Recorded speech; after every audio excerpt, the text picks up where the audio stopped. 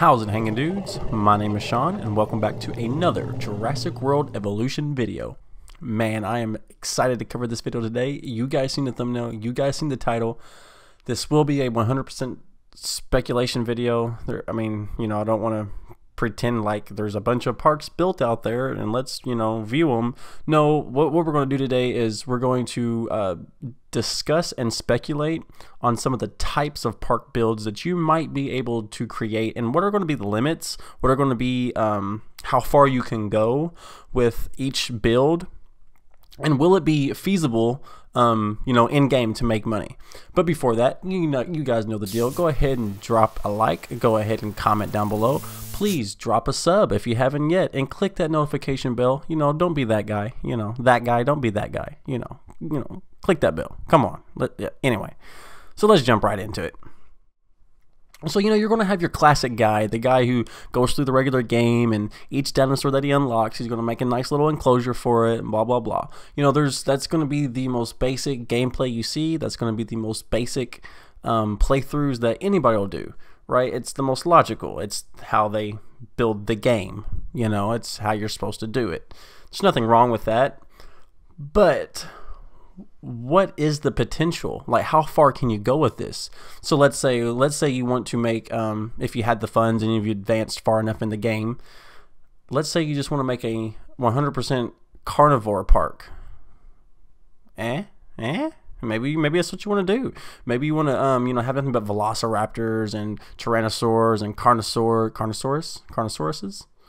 Anyway, maybe you just want to have these huge, giant, meat-eating monsters just lumbering around in these different enclosures, and your guests would get to view these. They're probably going to have like a really high excitement level from guests, but also it's going to cost a lot of money to reinforce those fences. If you have a hurricane or something like that, a tornado, and all these fences just get destroyed. Next thing you know, all these dinosaurs are eating each other. That'll like add a different difficulty level to it, and at the same time, that would be such an awesome park. The cleanup would be hard when anything went awry, but just the thought that you could potentially have a host of carnivorous dinosaurs in one park.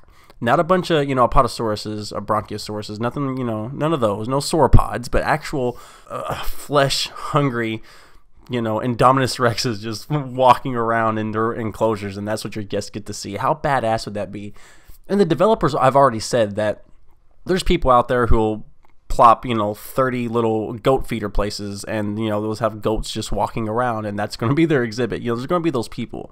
There's going to be those people who's going to try to corral the dinosaurs out of the fences, and the developers already said that even if it is a herbivore, that they're so big they will cause distress and danger to your park guests. So a 100% free range type of park, that might be out of the question. But what you could do is, let's say you want to go the opposite. Let's say that you want to not have a carnivorous park only, and you want to have nothing but a herbivore park. And here you go. You got all of these herbivores, apatosauruses, bronchiosauruses. You got just, suchomomosuses, just stuff like that, wandering around in this huge enclosure. Enclosure. I think that's the word I'm looking for. You have all of these herbivores in this huge enclosure with this nice little gated pathway that just winds through the entire park. And that's essentially a free-range park, right? You have all these dinosaurs mingling together and hanging out and clicking off. That would be a really cool park too. It might not be so awesome for excitement, and I'm not 100% sure how like the in-game intricacies work, and you have to have like a balance and with park excitement to danger level and stuff like that. It's a management game, you're gonna have to manage it. But if you could pull that off, that would be super cool. Like, no individual closures. You'll have one hatchery attached to this huge island-wide enclosure, and these dinosaurs just get to roam peacefully. We can call it like a PETA playthrough. So, like, there's so many, like, my brain is just going wild thinking about all these different parks that you could build, and I want to build them all. I want to do like the basic playthrough, and I want to do the carnivorous playthrough, and I want to do the herbivore playthrough. Oh man, like I'm super excited, super stoked to do that. So we know that there's not going to be a Site B. That's pretty much confirmed. If there is a sandbox, it's going to be a limited sandbox. That's pretty much confirmed. Now, Isla Sorna or Isla Nublar, that may or may not be the quote-unquote limited sandbox. You know, you'll advance through the game, and eventually you'll have so much money that anything you wanted to do will be available. There's nothing holding you back except for maybe something that's locked still. But if you have enough money, you can buy anything, right? So let's say you island hop and you go through the game and you've got all these different islands, and you're sitting nice, sitting pretty, you got a fat bank account, you've learned the game, you know what to do. Well, let's just say you just want to go back to one of these islands and you just want to wipe the slate clean and just make whatever park you want to make, right? They have a terraforming tool. There's not very many limits to that we've seen so far. What's stopping you? What's stopping you? Is that, quote, sandbox? And if you're able to do all these things, maybe not right out the gate. Maybe you have to play a little bit of the missions, the story first. But if you can do all that stuff eventually, doesn't that make it a sandbox? Right? I mean, kinda. Not necessarily a Site B. You're not really going to have a a island generator like in JPOG, Jurassic Park, Operation Genesis.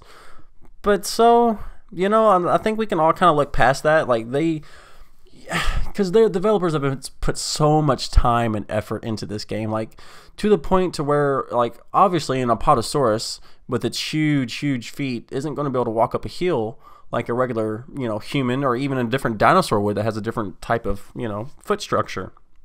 They've went to the painstaking care to make sure that the foot actually looks like it curves to whatever heel it goes to, and which would make sense for an Apatosaurus, a large sauropod. So there's so much into this game that for a couple of these small, minute details, it's probably not going to be that big of a deal. And if, we're able to do a lot of these different things, like these park builds that we've been discussing, if we're actually able to do that, this game just might get Game of the Year edition. I mean, we might have a Game of the Year title on our hands here. So please, guys, you gotta let me know, what kind of parks do you want to see me build whenever this game comes out? What parks are you guys going to build? Like, there's sky's the limit. Let's say you unlock an Avery, right? Well, let's say like you have enough money to where you can just struck nothing but Averys, or maybe even one huge dome, all the way around your park. Maybe you want to do that.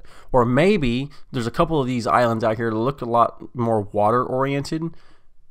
And we've seen a Mosasaurus, in all these trailers, and and even in Jurassic World movie itself, it eats the Indominus Rex.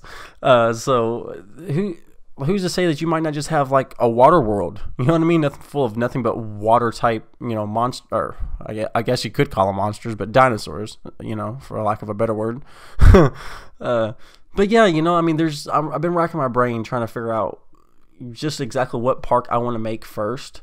And just to be honest, it's a tie between either the free range park, like in Prehistoric Kingdom, my video that I did where you can just plop all the dinosaurs down and just let them go. If I can do that, that's what I'll do if there's not too many restrictions on that. But if not, I'll probably have to do a little bit of the missions and storyline first. But I really don't know what I really want to do. What I really want to do is just play this damn game. I mean, come on, June cannot get here quick enough, now can it? Shit. Anyway. But yeah, you guys drop down in the comment section and let me know what you think. What's your thoughts on what kind of park builds are going to be coming out? What kind of park builds you think you'll see? If there's some sort of an idea of a park build that that I didn't include, or that you think I should include for like a next one, a part 2 or something like that, please drop down and let me know. And I really do think that these park builds are going to come out fairly quickly. As soon as the game launches, on day one, you're going to see a bunch of people doing a bunch of weird stuff. And I'm talking weird stuff. Like, there's going to be some weird terraforming. There's going to be people, seeing if they can just let the goats run around, or seeing if they can, pit certain dinosaurs against certain ones. Maybe you'll just make like a Fight Club build, where you just have a park where you do nothing but pit dinosaurs against each other. And maybe you'll go into the hole, but maybe that's the way you like to play the game. Maybe you want to go bankrupt, The one thing that I am fearful of is, like, maybe you get this far into a certain kind of park build, and there's going to be something that prevents you from keeping going down the line that you want to go.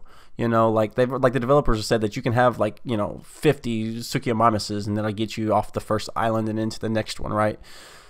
Well, what if you want to stay on that first island? You know, what if you want to have all the dinosaurs that you want to do on that first island, or even the second island? What happens if you wanted to build that island up? Let's say you've got this nice little theme that you're building on, that you're working on, and you don't want to let that go. But there's a mission and an objective that prevents you from continuing down that pathway. That's the only thing that's kind of scaring me about this. So it might have to be wait until you get to Sorna or Nublar or the Site B, the textbook limited sandbox.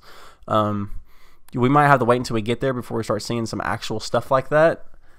But that'd really be the only thing holding us back, and we don't even know that at the point. It might not even be the case. You know, we haven't really had real gameplay out yet.